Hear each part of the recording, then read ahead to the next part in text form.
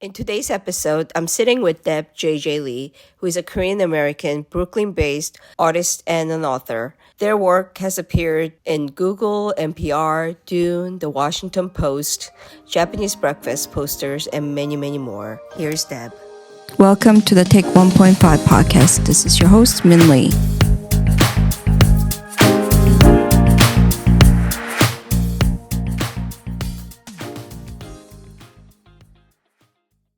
And I'm so excited to hear all about your work, Deb, and your journey and how you got published and also your most recent France tour.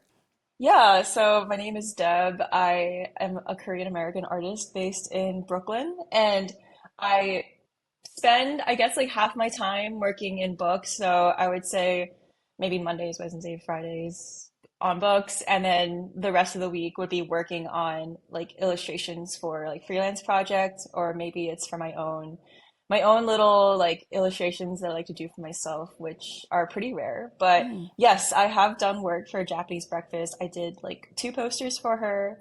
But I hope there will be more soon, but she's coming back from her year-long sabbatical in Seoul next month. So Oh, I we'll didn't know see that. where that. Mm. Yeah, we actually got lunch together in Seoul this year, and it was very sweet. Thank you so much for having me here. I'm excited to talk about the book and like being in traditional publishing and everything that comes with that. Yeah, so excited. Tell me, Deb, you like literally just came back from France, right? On your book tour?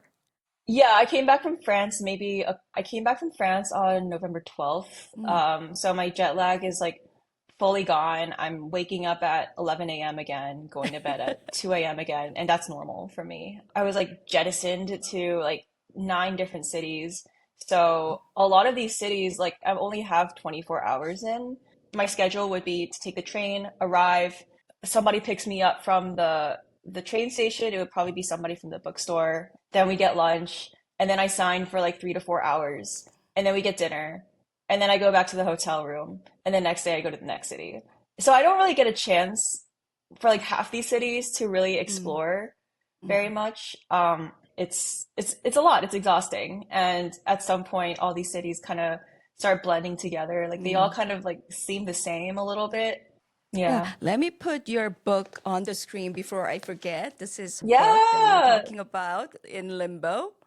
Mm-hmm. I read through Yes. it so quickly and Oh, it was really? Good. just, yes. Yeah. Went back and looked at other pages and yeah, so it hmm was very relatable. Yeah, But thank you. why France though? What made you go to France? So I have a French publisher who bought the rights to publish in France.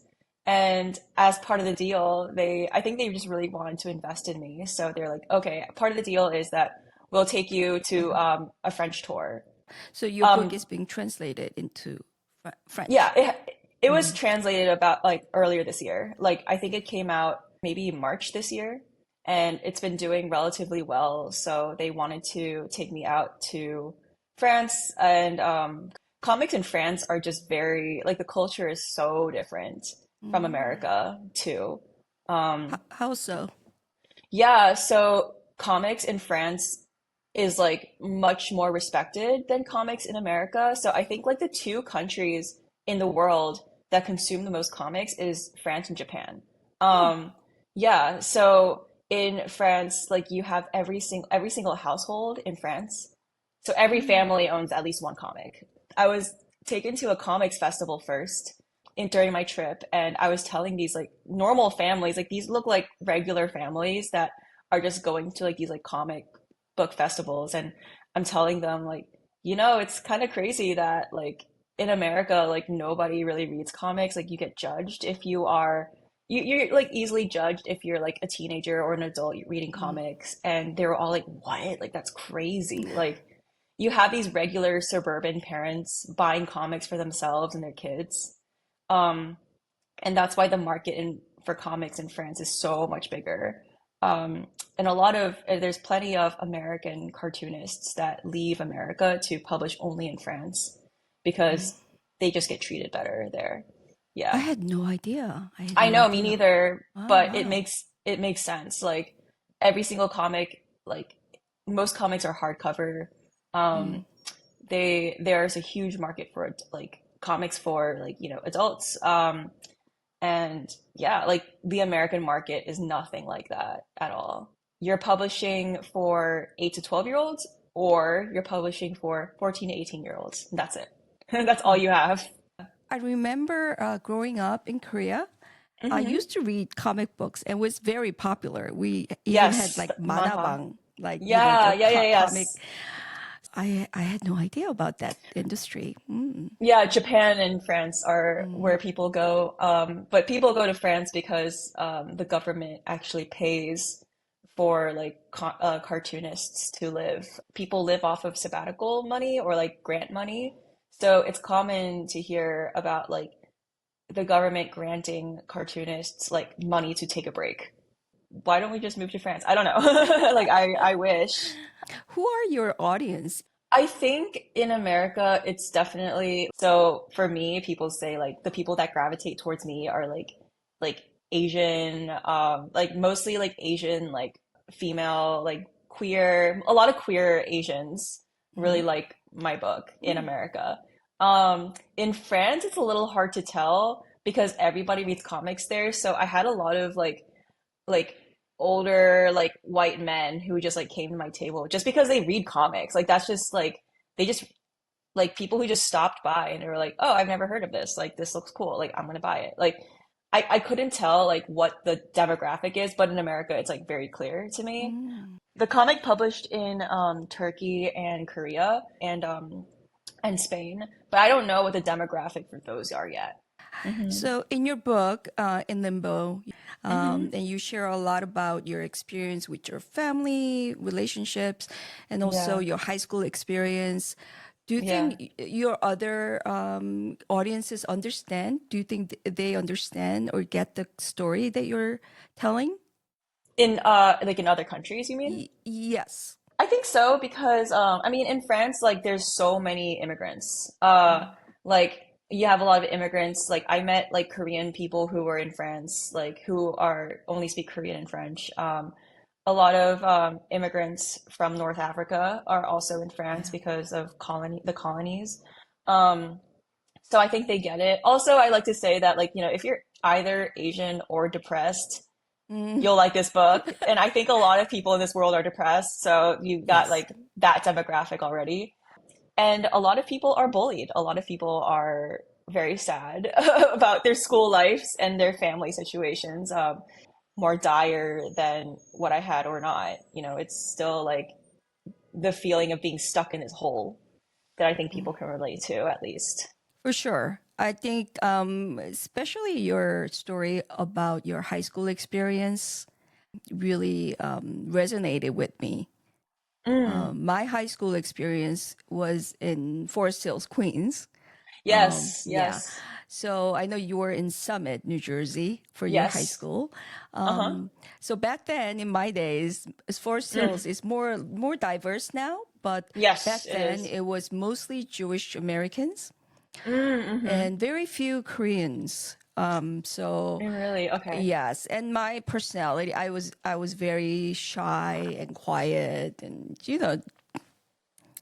Yeah, I don't want to say typical, but like sure. yeah, the Asian girl, the quiet Asian girl nobody Mm-hmm. knows about, right? Yeah. So I felt very outcasted, lonely, not belonging anywhere, and part of it I think is just being a teenager. Mm-hmm. But I just couldn't find my place. In the book, you show one page about like people calling you by the wrong name, oh, like Yeah. Jennifer Park or Yes. Yeah, you yeah, know, yeah, yeah, yeah. Like the most Korean English name I could think right, of. right. Esther Kim. Yeah, those things spoke to me louder, I think, than Oh, really? Okay. yeah. What inspired you to share this story? I mean, I always wanted to. I think, like by the time I was 10, I think I felt like I was shaking my fists at the sky. I mean, like, why? I could tell that like already that my childhood was very lonely.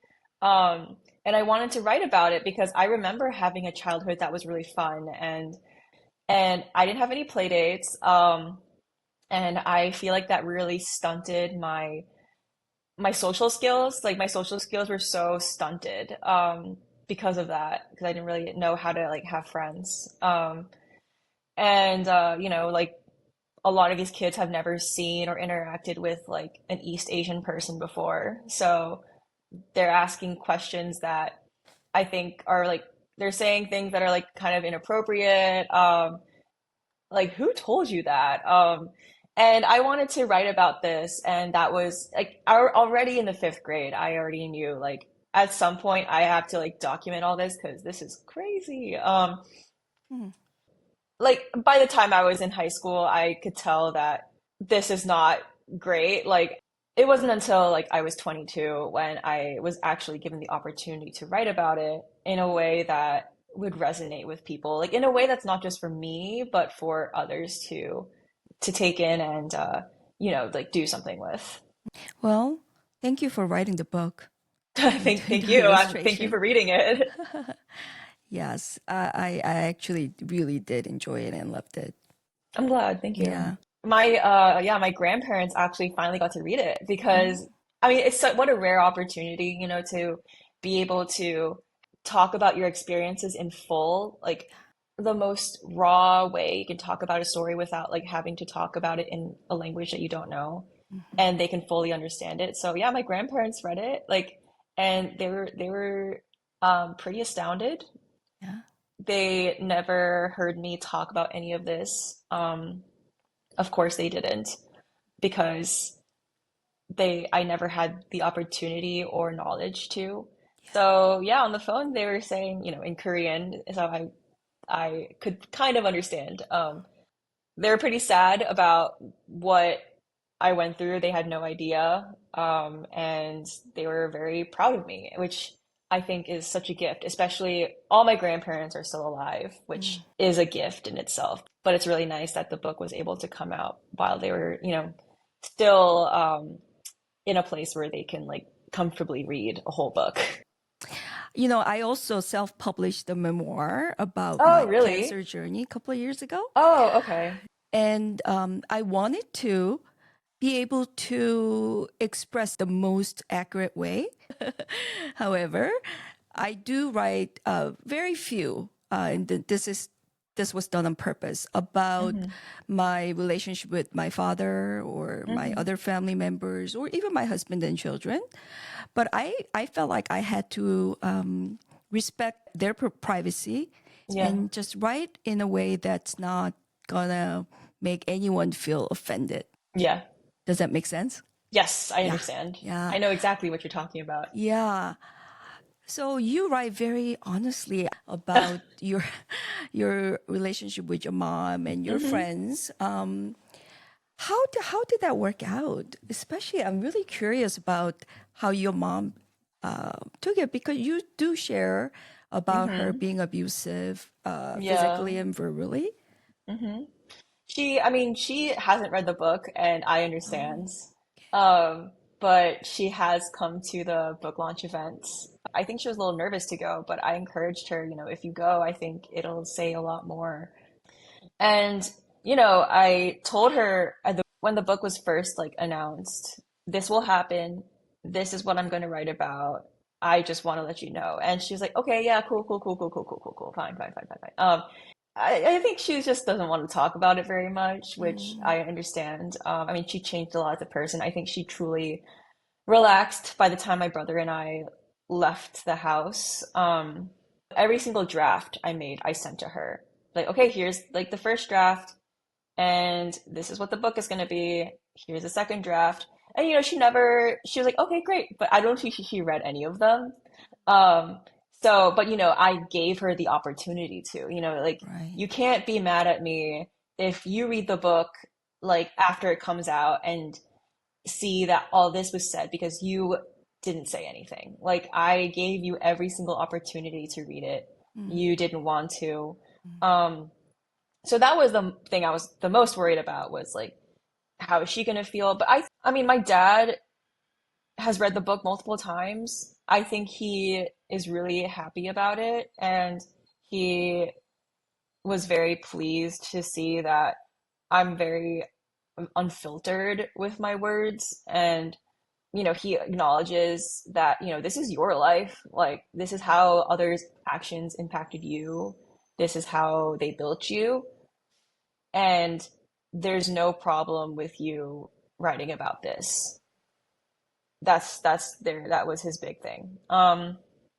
That's fantastic. But yeah, no, it's very, Mm. I'm glad I didn't get like disowned because I was a little worried. I was a little worried about like, oh no, what if I get like disowned? Right. I actually think I got more closure from my friends after the book came out, actually. Mm. So you have the characters Quinn and you have her friends, her Mm. little posse. A few of them actually messaged me and said, "Hey, I read the book and I had no idea this was going on." And I think they understand. And they also said, years later, we also got cut off from this person. Mm. And it was so devastating that this this person that was Quinn, Mm. did this to us. And it was the exact same way that they did it to you. And it was very healing for me to see Mm. somebody else also going through the same exact thing. Maybe like I do feel more closure after that. And, even with my school, my high school, I think my superintendent, who is a new person, found the book and he had me actually come back to the high school Oh, and wow. talk to all my old teachers, which is kind of that's a gift on its own, Mm. it's like, oh, I finally get my revenge. But no, it was actually super nice that he Yeah. let me Yeah. come back. Um, Yeah. Also, I think it helps that that didn't happen under his watch. So like, I think he will feel a little less bad if I come back. But it was really cool. It was supposed to be a surprise too. And yeah, Oh, like I wow. recognized a lot of teachers. They recognized me.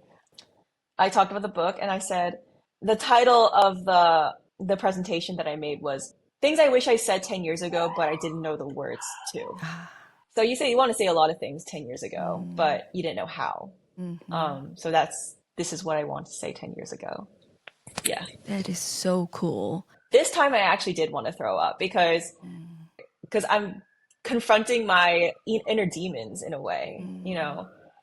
I do want to talk a little bit about your the mental health Hmm. aspect in your book.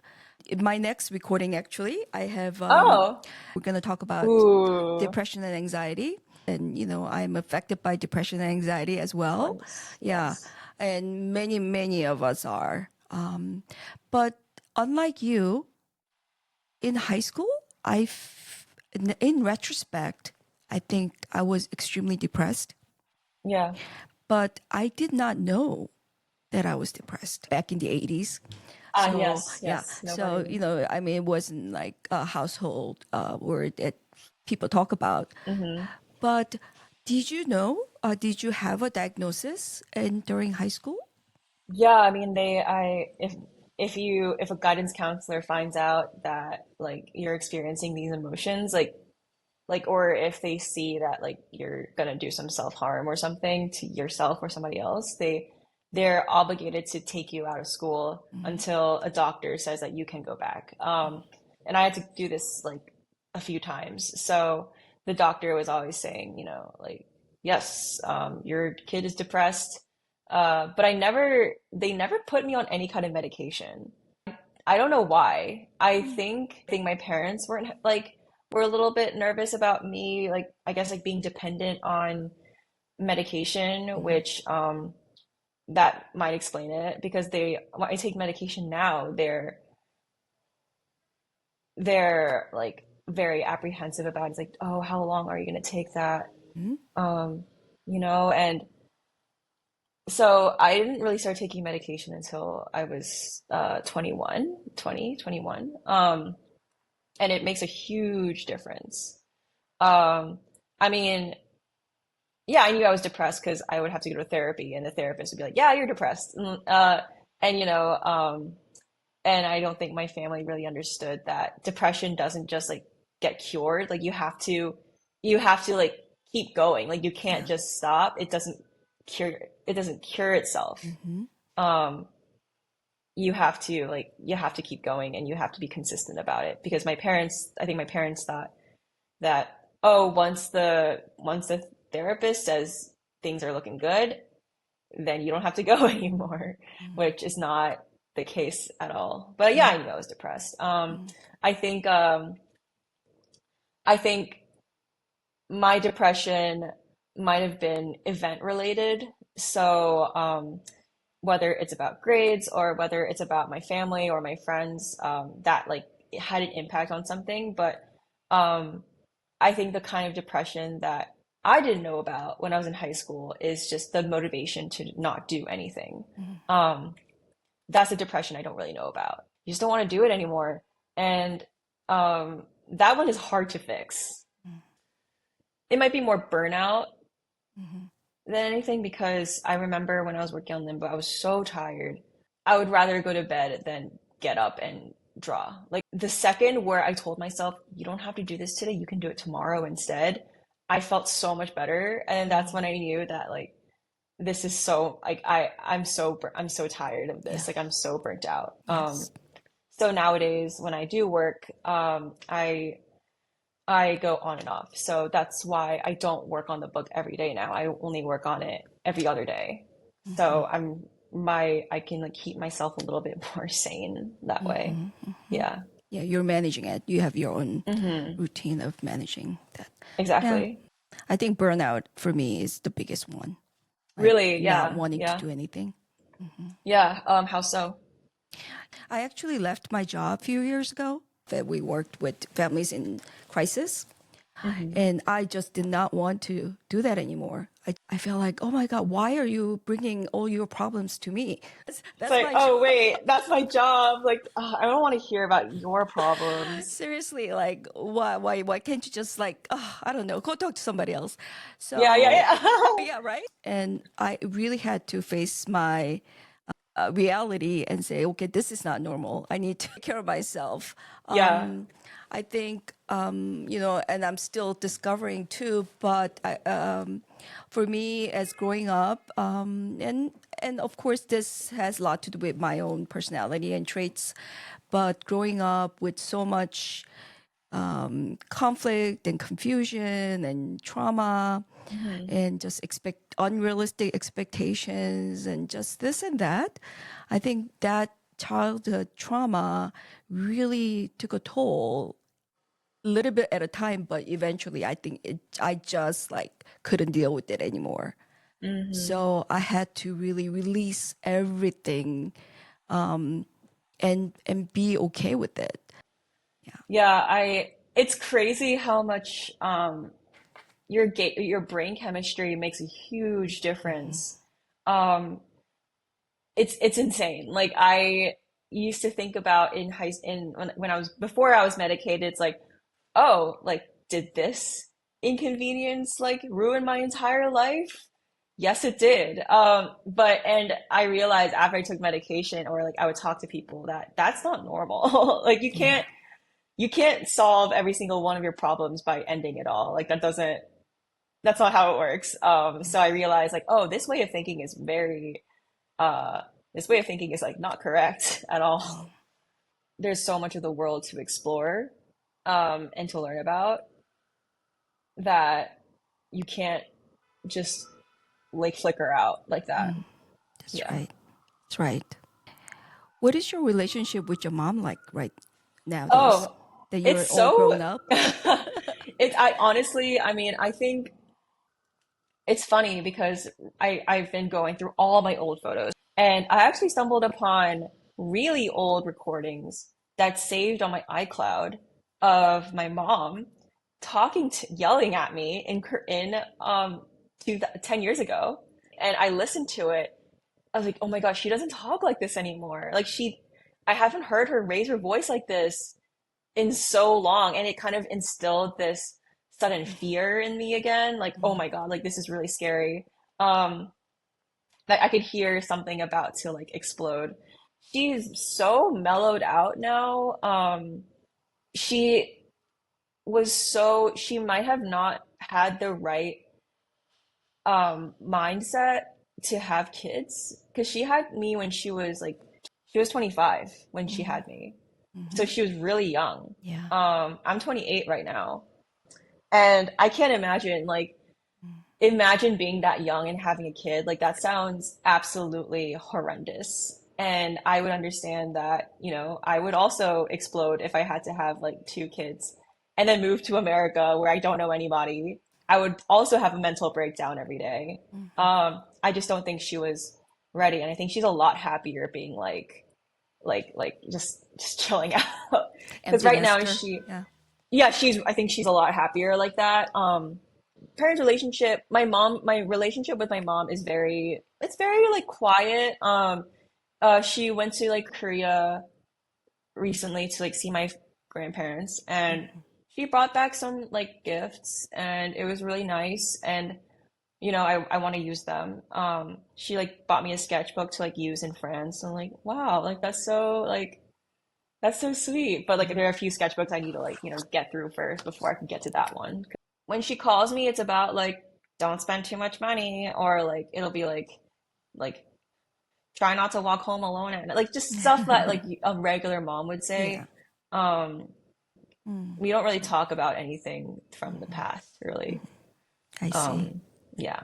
I see. You have Yeah. closer relationship with your father. My dad is very, I mean, I think he's like, you know, he's a dad, but he's a really nice person. He's a nice guy.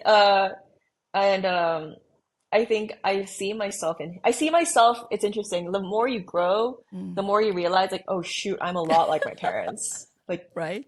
damn, like, Yeah. what do you mean? I realize I'm making habits where my mom would do the exact same thing. And I'm just thinking like, oh no, like we're the same person. Yeah. She never went to therapy. I don't think she takes any medication. So of course her anxiety would be like going crazy. But a lot of my therapists strongly believe that my mom had some kind of undiagnosed like personality thing going around that, you know, she never addressed. Yeah. Older generation parents, undiagnosed things going on, and they're dealing with their own trauma. I'm not trying to excuse your mom's behavior or No, anything like that, but yeah, I think we're all responsible for our own choices and our own, you know, behavior and health. So I absolutely. think it's so important for us to be really dealing with whatever we need to deal with. Yeah. Oh yeah, yeah. I get asked, you know, how hard was it to write about all this stuff? Like, was it really hard to write about, you know, those really difficult moments of when I'm being dragged across the kitchen floor, when she says this or when she does that? And my answer is always that those were the easiest things to draw for me. They were so easy to draw because I talk about them so much with other therapists that it's just a normal, like, yeah, that's just what my mom did. So it wasn't hard to draw those at all. The harder things to draw were the moments of happiness. Like the moment when when my mom says, "Oh, I signed you up for art classes in New York." It was really hard to draw that because it didn't feel, because that's what happened, but it doesn't feel real. When I think about like the more uncomfortable times with my parents, I can talk about them really easily. Like I know exactly what I'm going to say. But when you ask me, oh, do you remember any like happy moments with your parents? Like, do you remember anything golden about your parents? And it takes me a really long time to think about. And to be honest, I don't really remember Yeah. much. Yeah. Um, but I mean, aside from like financial stability, aside from letting me do X, Y, and Z, but I don't remember any. Yeah. So yeah, that's that was the bigger thing for sure. Yeah. I think I understand what you're talking about. You know, obviously it's all trauma related, but I understand. Yeah. Um, but no, it's interesting because my family, we don't really communicate very much about like our past very often. So if there's like the TV show Squid Game came out, my mom and my dad were like, "Oh my gosh, like we used to play that in the playground in when we were kids." And I was like, first of all, I didn't know that Squid Game is an actual playground game. Second of all, that's really cute. And my mom would tell me that, she played the Dalgona game, with a little like, she'd be like, yeah, the man at the playground would just give these to you, and if you can get one out, you get another one for free. Um, yeah, yeah. So Is that something that you would like to maybe someday be able to do? Go back and talk about it honestly with your family? it's so uncomfortable. I think I think I will be weirded out. I think they will be weirded out if my parents ask me any existential questions, like, I think I will cry. When I was in, my dad and I got dinner once, and I was in college, and, he like looked at me in the eyes and he goes, "Are you happy right now?" Like, he's like, "Are you happy?" And oh my God, I can almost cry right now, but Yeah. that just made me, like, I'm so scared to cry in front of my parents. Um, but I'm like always okay crying in front of my friends. Like, I don't really care because that's normal. But if I have to cry in front of my parents, it's like really embarrassing for me for some reason. Um, so my dad's like, "Are you happy?" I like almost lost it. I think I was just it was a sense of relief that, oh, they finally they finally are asking something that I've always wanted to be asked, is that they're asking me, "How are you?" Like a genuine, like, "Is everything good?" Rather than, "Oh, like, how is your job? How's your cat? How is this?" They're asking about me. I think what I'm trying to do right now is take more Korean classes. So I actually signed up for Korean classes in January. What are you working on these days, like currently? So I'm working on a few posters. Working on a few posters for like certain how do I say this? Like alternative movie posters. So like I did a poster for Dune. I'm working on some book covers at the moment. I've also been working on a picture book. So part of my deal with In Limbo was that it was actually a three-book deal. So In Limbo was the first book. One of them has to be a picture book because my editor is actually more well known for doing picture books and graphic novels, but she's pretty accomplished in graphic novels too. For the picture book that I'm writing and illustrating. Wow. What is it And about? it's technically not announced yet, but Okay. I'll just talk about, it's fine. It's basically like looking at sand, like looking at little grain. You know how like sand is, Sand? Uh-huh. I mean, sand at the end of the day is just like bits of quartz crystal. It's bits of seashells. It's bits of, each grain of sand came from somewhere else. So that's kind of the premise of the book. And there's some more parallels with, being, like learning that everybody is special in its own way, like that stuff. So that's what I'm working on, and I am also working on a few more projects. But I feel really lucky that I'm like coming pretty far Yeah. with the work I've been doing. Yeah. Yeah, you've been doing some major work. On one of your interviews that you did, that you talked about the style of the work as being the voice of an artist. Yeah, Can you yeah. talk about that? And also, what is your voice that we could see through your work style? Mm, so I would describe my style as shapes, lines, and like unexpected colors. A lot of reflecting colors, I would say.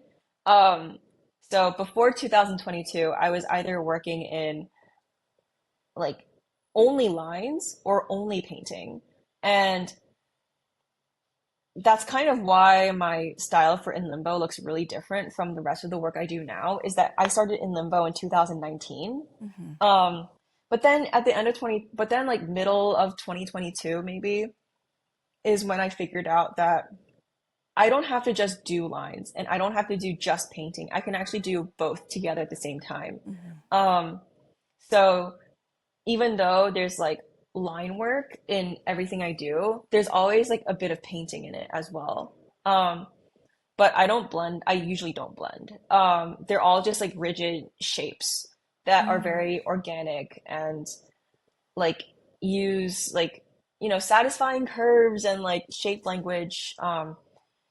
So I would describe that to be my style. And I don't know, I really love like line work in comics. I really love inking in comics. I love the woodblock prints that we would see from like Japan or even France sometimes.